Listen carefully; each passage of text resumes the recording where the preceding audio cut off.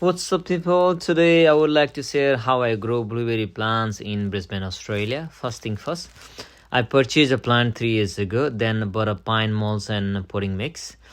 I used 30-liter pot but would recommend it 40-liter pot or above.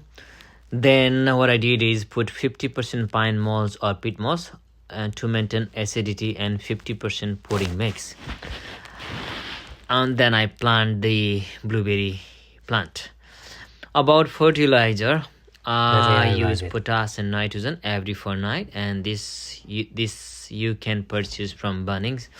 I attach both potash and nitrogen pictures in of this video just for your reference, so you can easily show them on the Bunnings and they will help you out where to get it.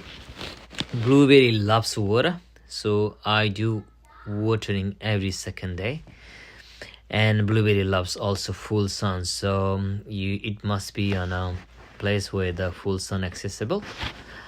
Other things is every 3 months I do prunings and add some extra potting mix, and try these guys and see how you go.